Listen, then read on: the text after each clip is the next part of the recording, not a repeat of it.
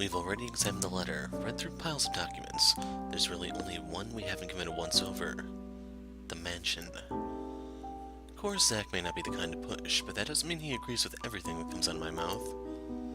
It's his way of keeping me steady on my feet throughout the years. Hold on, didn't you tell me not to go in there? Whatever happened to stay away from Luke Wright? You're an unarmed civilian, Zach. And so?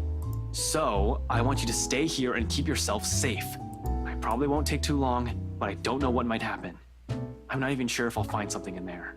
G will keep an eye on you guys. If you need anything, if that woman shows up, just holler. He'll help out, no questions asked. You don't even need to explain anything. He's not willing to concede, not from the manner he grips his knees or the rigid set on his jaw. I'm going with you. You can't go in there alone, Ash. I heard something. The morning I was there, I heard someone scream, and then there was a woman crying, and I don't know what's going on inside that mansion, but I am telling you, you shouldn't face whatever's inside alone. Before I can stop myself, a heavy breath escapes from my mouth. It's one of those times where Zach means well, but he's completely missing the point I'm trying to make.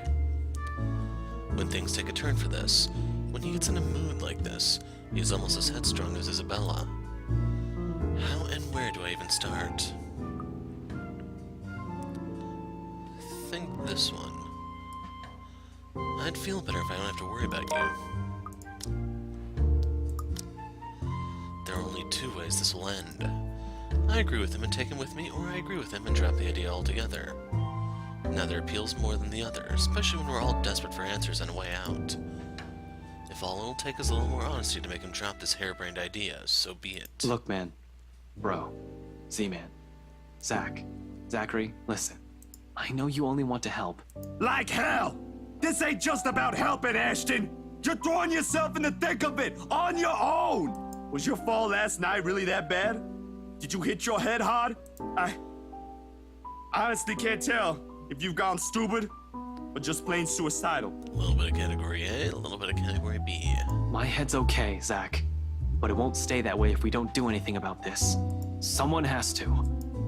Seriously, this is already a desperate move. The longer we dally, the faster we're losing our options. Do we even have one? Looking back at it, this whole business with the ghost seems perfectly set up to drive us into a corner. Either until we lose our mind or she gets us. It's starting to feel as if there isn't an escape. We've already become her playthings the second Isabella found that letter. That our lives are in her hands ticks me off big time, but the idea of watching the people I care about die helplessly, more so. They're much safer here than with me, is a selfish thought I know, born out of fear. So in case things go awry, the very last thing I want to happen is for Zach to take the fall with me. I've already made enough mistakes. And that means it's just you. Just me. Suddenly he clams up. All those actions. The restless shift in his shoulders, his mouth pressing close in a tight line, and how he starts off again in a quiet note. It all gives away his real thoughts, long before two words have even made it out of his mouth. I'm sure you already know about this. Maybe this is you trying to make amends, or whatever. I don't know. You're making your own decisions here. But if something happens to you, it'll be just that. There'll just be another dead body out there. Please, don't do something like this. Don't worry. I'm not stupid enough to get myself killed. I just want things to go back to normal, Zach. Another dead air follows at the heels of that one admission. The meaning of my words too heavy, too striking. It stuns us into another lull. Optimism aside, we're both aware that's impossible. We're going to have to deal with the trauma right after. There will be the images, the voices whispering inside our heads, the foreboding feeling, the stench of blood, gore, and death trailing after us. We may survive this, but those things, they will remain in us for a long time. One does not survive something like this without it leaving something in you. Just the mere thought of what might come right after makes me dread it. What this has changed in all of us. But I suppose that outcome is more acceptable, the lesser of two evils. 3 hours. My head snaps up and I turn to him puzzled. He's staring at his hands with a thoughtful expression, brows furrowed in deep concentration. Like like he's trying to choose the right words to convey what he's about to say. 3 hours? For what? That's more than enough time to go there, to check things, like you said, and travel back here. If you don't show up here beyond that, I'm going after you. From his tone, it sounds almost like a warning. I'm not sure it's his intention. But hearing something like that from a person like Zach, I can't help but chuckle and throw in a jibe, despite how dire things are. Just like the old times. Make that 4. What? You said you're just gonna check things. Why would you even need that long? Speed limit? I'm a ranked law enforcement officer, Zach. I'm supposed to set an example. I so wanna punch you right now. Of course, Zach never carries it out. In light moments like this, it's just how he is. How we are. Unfortunately, G chooses the next moment to show up. He slams the flat of his palm on the counter, shooting us both a stern look. Although his tone's nothing short of jovial, the disapproval's clear in it. He obviously misunderstands the situation. Boys, summer's nice and all. I used to watch these bloody god-awful afternoon serials with one of my brothers many, many years ago. But listen, I am not having one in my pub, all right? You two want to fight? Go out. A pregnant pause. Then, without any preamble, Zach and I are both snickering and G's glower melts into confusion. When we both show no signs of stopping, he simply shakes his head and turns away. I'd like to think it's better this way. Better that we part on light terms so Zach won't have to see every little insecurity, every little doubt in me right now. He's seen enough.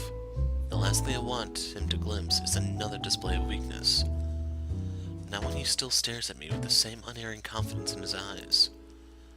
When our mirth dies down, before anything can be said further, before I change my mind, I step away from them, giving Zach's shoulder a few quick pats, mumbling a lame excuse about taking another short nap under my breath, altogether burying a stray thought that flashes fleetingly in my head. Zach has seen me at my lowest plenty of times. Why does all of it matter now? The sun hangs lower when I stumble back into consciousness and drag myself downstairs. Around this time, the patrons usually start to trickle into the main lounge until it reaches a peak around midnight. Today, however, it remains thin. But considering what day it isn't too worrisome for the kind of business G runs.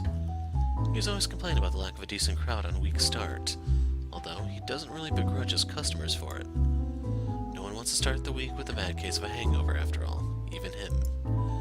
Which makes the concerned look he gives me come off a bit too odd. With the kind of danger we're in, this swiftly puts me on the edge, even before sleep completely fades from my mind. Something wrong, G? G hums, but there's an undertone of annoyance in it despite his casual and open movements. And only after he finishes wiping a tumbler and carefully sets it face down on the table does he give me an answer. The way he stares back at me honestly makes me squirm. Feels like I'm being stared down by my primary school teacher for sleeping in class again. Nothing much. Monday's still a slow day for this place. But you might want to check on your friends, kids. Looks like one of them woke up on the wrong side of the bed while you were out. Another question forms in my head along with a small, confused frown. Though before a single syllable slips past my mouth, Rebecca's irate voice rings out from some part of the main lounge. Of course it'd be Rebecca. From the sound of it, it appears woke up on the wrong side of the bed is a complete understatement. Alone? You know we can't just go in there. But we don't have any other choice, Becca! There's really no other way. We have to go there. If you'll just... Isabella, no. That doesn't sound too comforting. Once Rebecca assumes that kind of tone in an argument with Isabella, it usually ends with one of them walking out or both giving the other the silent treatment. It'll last for about a week at most if it's really bad, which really isn't what we need right now. I've hoped the bad blood from this morning will simply blow over, after all of us has gotten a decent rest. I should have expected things won't be the same with them as it is with Zach and I. Turns out sleep isn't just what some of us need. Even G appears to understand it. In spite of his efforts to look as unconcerned as possible, there's a tense set on his shoulders. A nervous edge lingers in his eyes, as it occasionally flickers over where Rebecca and Isabella's voices are coming from. He doesn't want to deal with this, especially at the start of another busy week. Neither do I. Things have worked out well between them before without Zach or I meddling. but the imploring gaze G directs at me leaves me with no other choice. It almost feels like he's guilting me into doing something about it. I hate that it's working. You know how I run this pub, kid. No fist fights, no cat fights, only good booze, bad puns, and off-key singing. You can drop the last two, buddy. Go fix it before it blows up in your faces. I'd hate to throw two girls out of this place over a petty argument. It's probably not as petty if Rebecca's already shouting like that, but I give him a nod nevertheless. Sorry about this, G. He hums something under his breath for an answer and waves me off, turning away and returning to his work without another word. Even with the lack of a sizable crowd, he likes to keep busy. We're the same in that regard. Can't remain still, always has to stay moving. Doing something, thinking, whatever keeps the brain at work. I leave it to him shortly after. Rebecca's voice rings out once again, followed by Isabella's. A part of me wants to thank him for all the trouble he has taken for people he barely even knows. Once this is over, I should probably find some way. In the meantime, I have this immediate problem to fix. Gotta get to this before it turns into a shitstorm both of them will regret. And I know both of them will.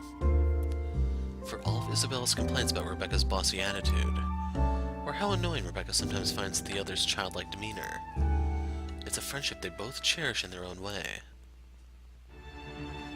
Rebecca's already on her feet when I spot them in an almost deserted area of the pub.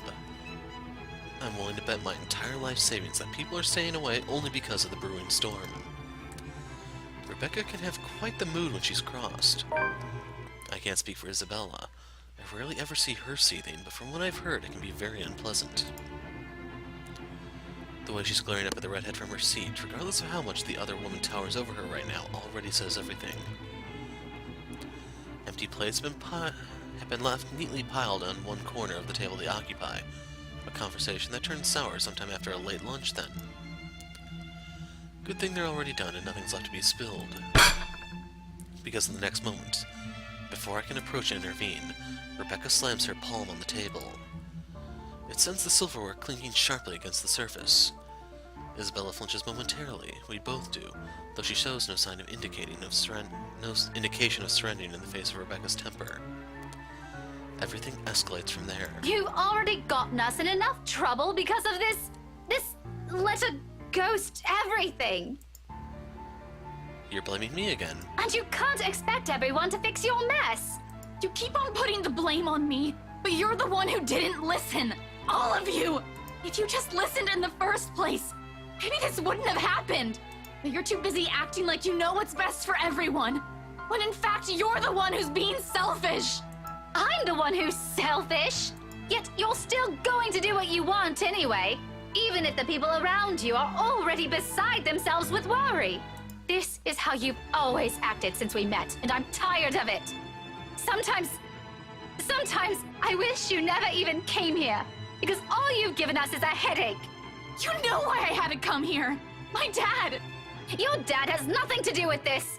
It has always been you and your whiny, careless self that has always been the problem. Maybe I should have stepped in earlier. Maybe I should have said something the moment Rebecca slammed the flat of her hand on the table, or the second I've entered the area. Either way, it's too late to act. Harsh words have already been hurled between the two. Words more cutting than any blade, each and every one of it digging a wound too deep in the person they've been aimed at. For a long time, Isabella sits there in silence while Rebecca stands unmoving, arms crossed and breathing heavy. Despite the lack of words between them, they're both vibrating with anger, refusing to meet the other's eyes. Ever so slowly, the atmosphere in the room turns thick and smothering. A strained air no one in the immediate vicinity, including me, dares to break, until the ones at the center does so. Rebecca definitely won't. At some point in her friendship, she has grown to become a woman firm with her opinions. She's never going to back down from this, not when she knows she has a point. Isabella, on the other hand, there's always been a certain stubbornness in her. As frustrating as it is to see sometimes, it's what has gotten her through her life's hardships. Perhaps even the only thing that has. When you have nothing else, people tend to cling on to what little they have within themselves instead. But she also knows when to withdraw, when a struggle turns useless, a kind of awareness almost second nature to her. When enough is enough, Isabella abruptly stands and marches towards the exit, in fast, rigid steps, away from the hurt and painful words they've let fly earlier. She bumps into me in her haste, the impact nearly knocking her off her feet. Instinct kicks in at that moment, and I reach out for her, grabbing her arm in a steadying grip. Surprise flits across her face, an expression mirrored by Rebecca behind her. Neither of them have noticed me. However, that doesn't mean I won't have things to say about this. Okay, we are back in the letter. So while examining Chapter 6, it's actually very much alike the Glimmer of Hope run until you get to later on. So one thing that I've done differently is I try to put more points into Rebecca's relationship so that we don't get the... Well, if I don't go for the true ending route, I can always pick up one of her epilogues, I'm thinking.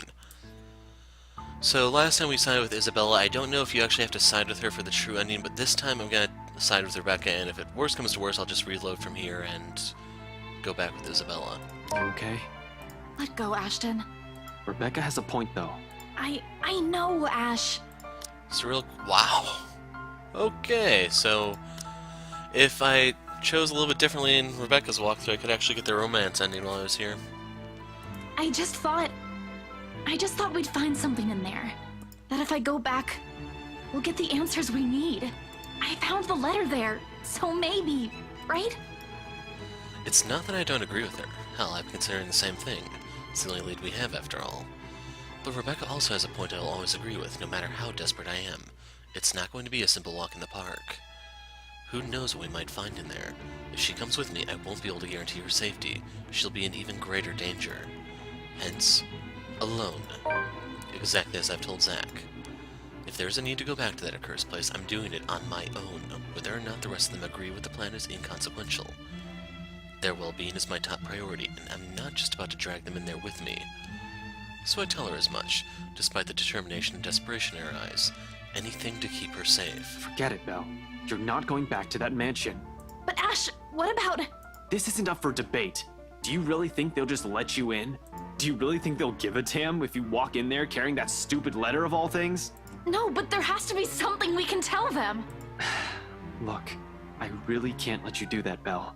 Ash, the people living in that place now. They were with me during the open house. They have to know. They're in as much trouble as we are. I know, but it's risky. It's dangerous. We don't know what you might find in there. Or if you'll even find anything. What if you see her again? What if she goes after you? What are you going to do? For all we know, it might be a dead end. It's not worth it to put yourself in harm's way like that. Isabella offers no response, not even a form of resistance. No further argument like I've come to expect from her. Uncharacteristic. Just a silence that stretches far too thin, until the air in the whole room grows heavy. She merely averts her gaze and hastily wipes the tears off her cheeks. Like she only knows them in that moment.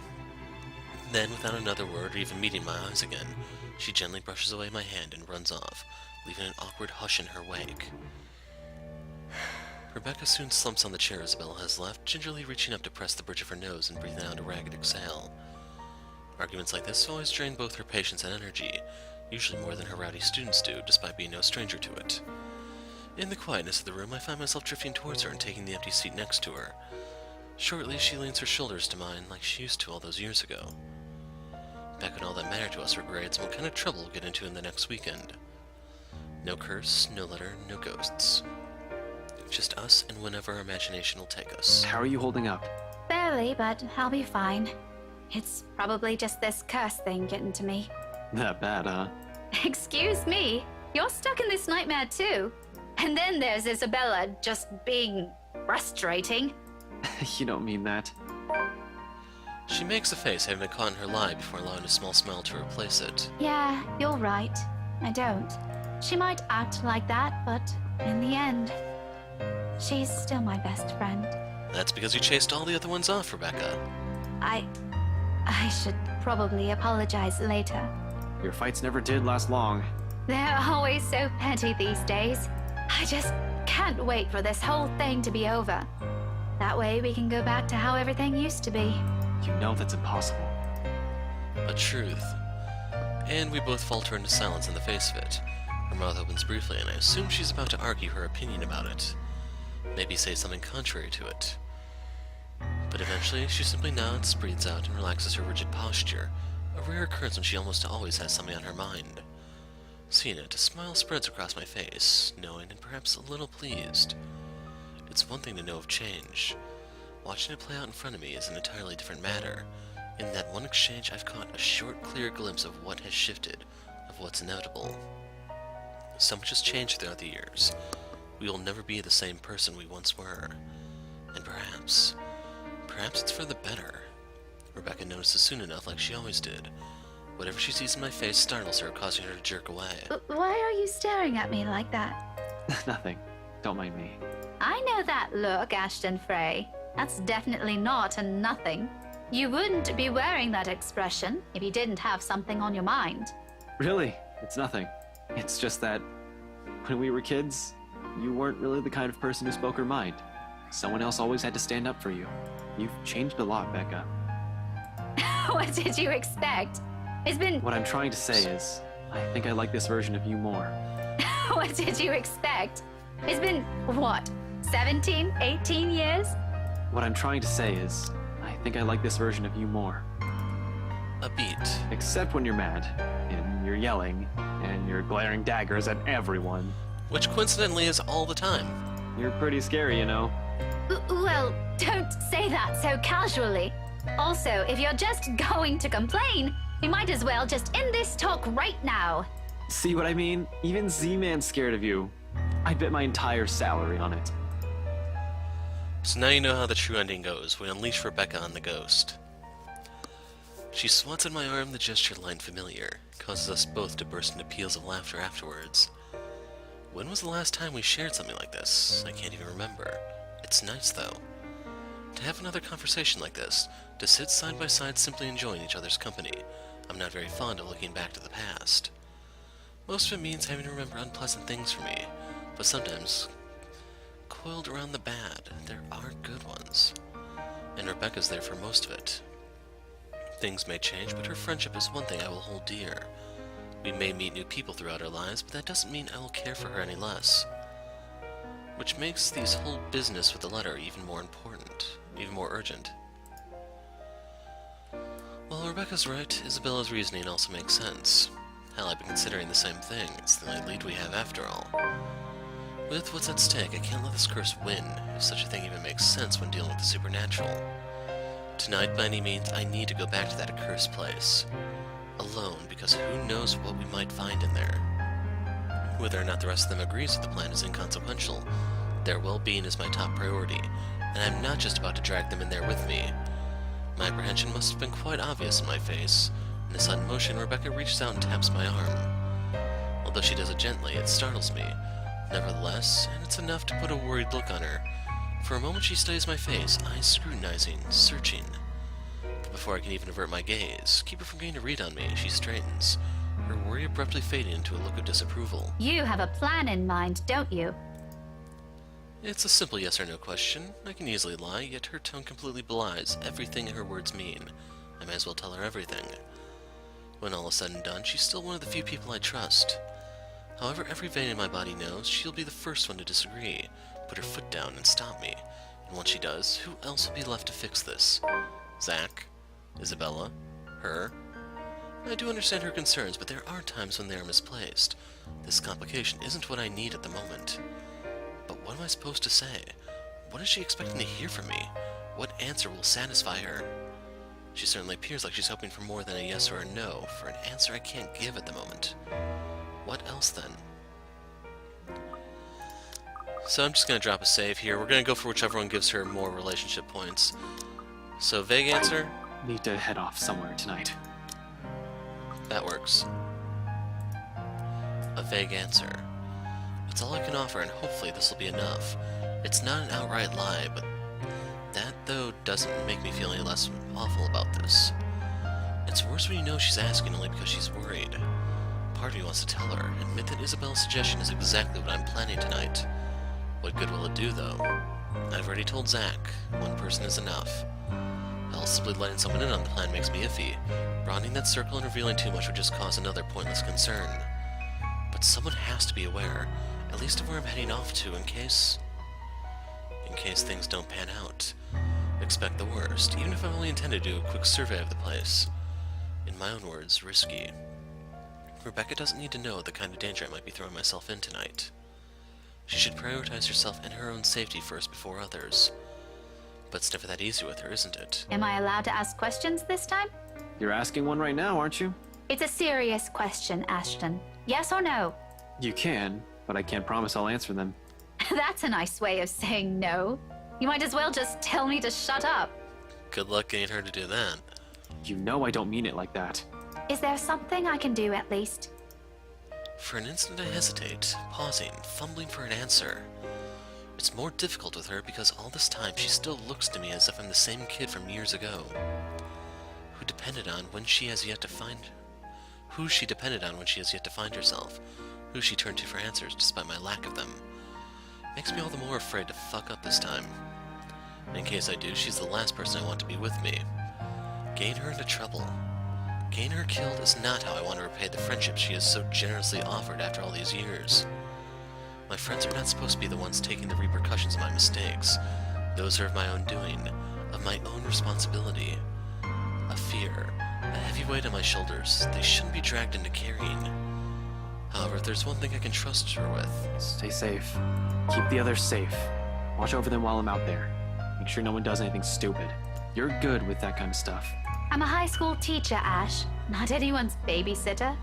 You're a high school teacher, yes you are. That's all teachers are these days.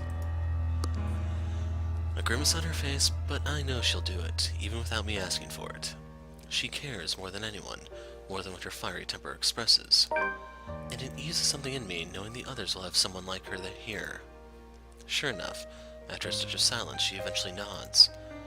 She does not entirely agree with this, seeing the distant look on her face, but she's willing to trust me on this. For now, that's enough. Either way, it's best that we simply leave things here for now. There's already an understanding, albeit something we don't agree with. No need to push it further. With a light, reassuring squeeze on her shoulder, I stand up as soon as footsteps shuffle from the next room, its cadence slow and hesitant. Shortly, Isabella comes into view, clutching her hands firmly in front of her and sporting the same uncertainty in her face. She casts me a cursory look, then shifts a nervous one to Rebecca, who studies her with a curious gleam in her eyes. Their fights never did last long. Becca, are you free? Am I interrupting something? If it's okay, can we talk? Her interruption could not have come sooner, and I'm all the more glad for it. Whatever kind of friendship I share with the two, this remains something for only the two of them, much like my own with Zach. I'm the outsider. They don't need me here. It's all the reason I need. Buttering an excuse and flashing Rebecca a quick knowing smile, I beat a hasty exit out of the main lounge and leave them to mend things on their own. Before Rebecca can say what's on her mind. Before the last frustrated glare she directs my way forces me to change my mind. It's another lasting image that firmly etches itself in my memory, one that spurs the confidence among other things. I just hope I won't regret what I've chosen for myself tonight.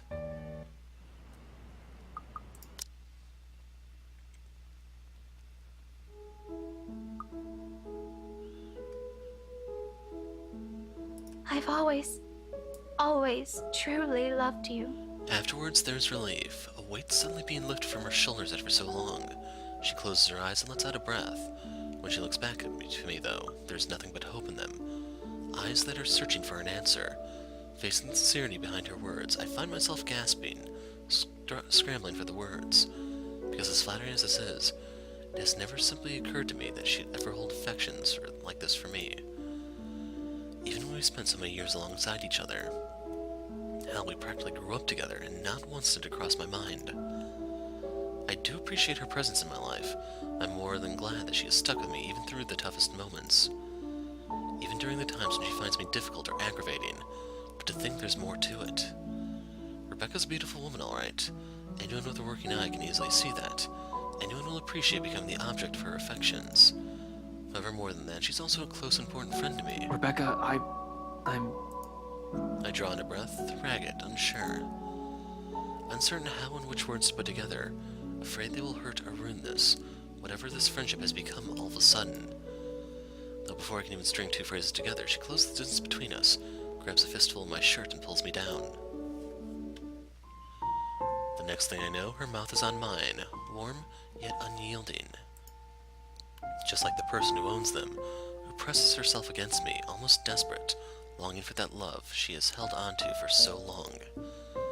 Even in a gesture as intimate as this, Rebecca's character shows, unintentional or otherwise, fierce, bold, demanding, a storm on her own, and soon I find myself being drawn into it, into her.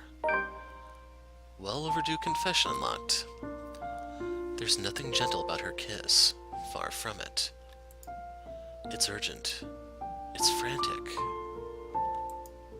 Brimming with every pent-up emotion she's had, years and years of it. Maybe another time it will be when death's not looming over us. But for the moment, right below a wholly different storm brewing, we both cling to it. Perhaps because it's the only thing tethering us both from losing to this madness. A smile's on her face when we part later, kinder than every single one I've seen from her so far. It's nice to see it on her. It suits her more than the glares or the frowns. But at the same time, it only serves to baffle me. When I move to open my mouth, to say anything, even though I've yet to find the right words, she lifts a hand to my mouth and silences me. You don't have to answer me. Yeah, but you should... I should... No, I mean, not right now. Okay, now I'm really confused. One moment you're saying you've been in love with me since secondary, now you're telling me to shut up? If you want to interpret it like that, all right. No, really. Some explanation would be nice, Becca. Because a lot of things are going on right now, and I'm afraid I can't catch up. Especially with this curveball you just threw. It means what it means, Ashton. It's not that I don't want to hear it, but you said it yourself. A lot of things are going on right now. Our lives are still in danger. There's still the curse. There's still the ghost. I've waited this long to tell you. I could wait a little more. We'll talk once this is over. Once everything's back to normal again, and we don't have to worry about other things. I'm sorry, Becca. I'm not even sure what I'm apologizing for. That we're stuck in this nightmare? Or because I'm somehow holding myself responsible for having no idea how she felt until she said it to my face. Regardless, she continues to smile through all of it. It's not your fault. Don't say that. I'm the one who should apologize. Since I suddenly sprung this up on you when you have other things to do, I just thought I should let you know. Anyway, thanks for hearing me out. I won't keep you long. I know you have things to do. Just promise me you'll be careful, all right? She doesn't wait for an answer. Instead, she gives me a push, with the force only heavy enough to throw me off balance. Caught unawares by the gesture, for a few moments I fight for purchase against my car's trunk, bracing my hand on smooth surface. When I look up with a string of reprimands right at the tip of my tongue, Rebecca's already halfway through the parking lot. There's a small skip in her steps, while the breeze carries the light tune she's whistling. On a whim, I let its notes be the last thing I commit to memory before slipping inside my car and driving off. It sounds like a new beginning more than anything. Another reason to be optimistic. So now we're going back to the skip.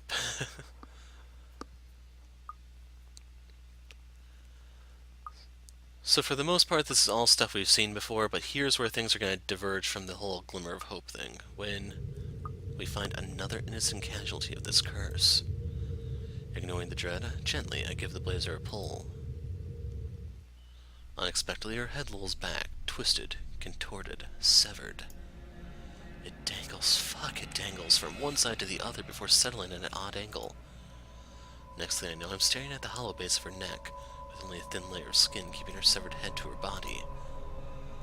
But more than the gruesome sight or the sickening feeling that has lurched up to my throat is recognition. I know this woman, and it's not just anyone I've seen randomly on the streets. She's the same one I met at G's 5 days ago, smashed drunk and babbling her frustrations about her employers. Marianne McCullough, famous interior designer extraordinaire. Not so extraordinary now, with her throat sliced viciously in half and her whole body drenched in her own blood. Once the surprise subsides, I muster the courage to properly lie her down, closing her eyes and covering her face with my handkerchief. For someone to suffer this kind of death.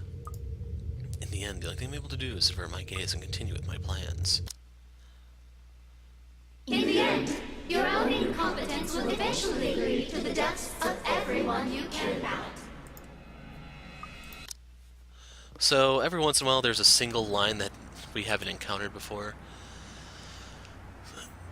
when I was skipping over, there was just a couple odd lines that were entirely inconsequential, and there's probably going to be a few more. I have people waiting for me. Case in point.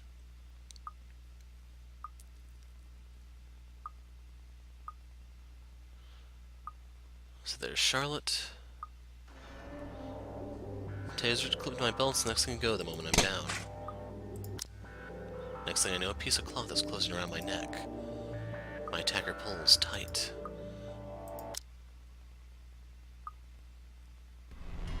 Hey, it's still Isabella. She must have picked this up from where the bastard kicked it off earlier. Where else could she have gotten one?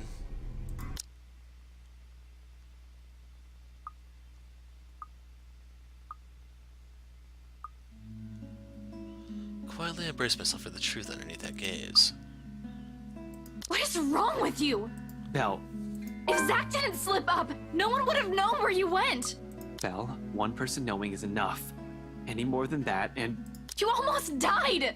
He could have suffocated you right then and there, and you could have died. I told Zach to give me 4 hours. That would have been enough time to... It would have been too late. And by the time anyone ever finds out, you're already fertilizer. She trails off, drags one breath in after another. Brief lulls her frustration finally gives, dissolves into something more pensive and somber. Her shoulders droop, and though her voice rises hoarse and weary, in her next words there's only certainty. You count too, you know. Paradigm shift unlocked. When I said, that night when I told you I don't want to lose anyone anymore, that includes you. Alive. We're still here, Ash. You have us. You have Rebecca with you. Don't make her worry like that. And once their meaning fall, roar.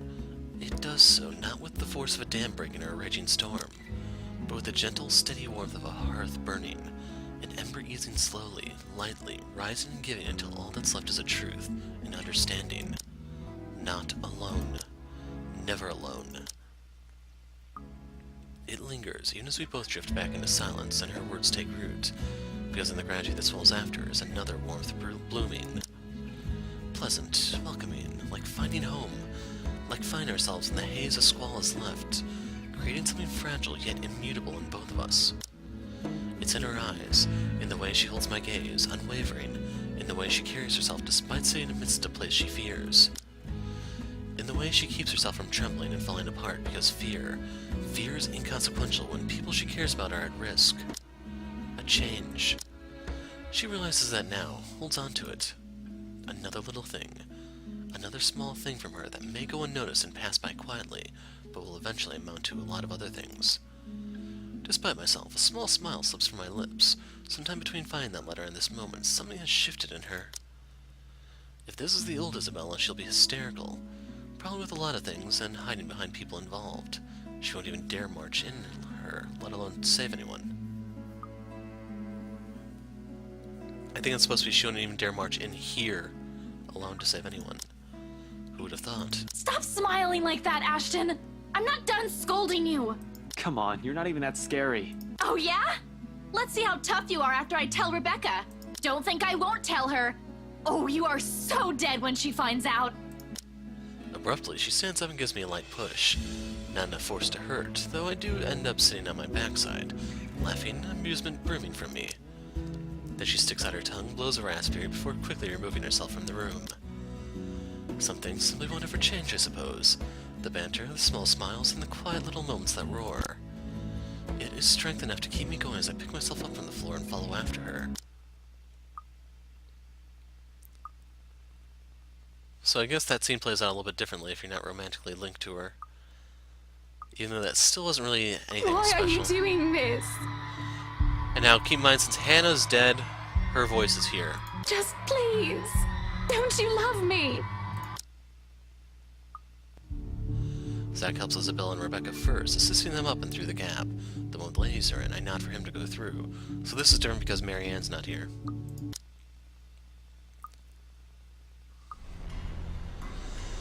And she's not here.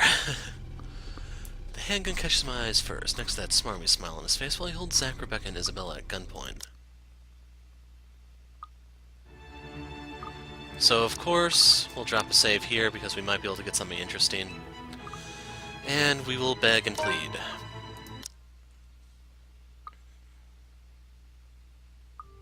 At the top of the staircase, Hannah Wright stands, pale as death and expression eerily calm. A cold chill runs up my spine at the sight. The woman just lingers there, a poor mimicry of life, a chilling smile on her face. Without a doubt, it's her. Hannah? You're not supposed to be here. So like with the Glimmer of Hope ending, well, if you remember in the Grim Reaper once I framed Zack for it, there was a scene in the police station where Luke notified everyone Hannah's dead, her body was taken to the morgue, but if Zack does not break in here, he never reports her body, so no one actually knows there's anything wrong with her except him. Oh, Luke, darling, my love. You look so upset. And by the way, look at the Takako necklace here. Are you not happy to see me? Outside, another streak of lightning flashes and a clap of thunder ripples across the sky. As if this whole thing can't get any more foobar than it already is. Oh, so yeah, I thought there would be more to it, but okay. So yeah, that's that, and we'll do Luke's chapter. I may add the first video of the Grim Reaper run to this, since I imagine that's not going to be too different. But that was a lot briefer than I was expecting it to be. So yeah, I'm the Hero of Light, thanks for watching, and goodbye.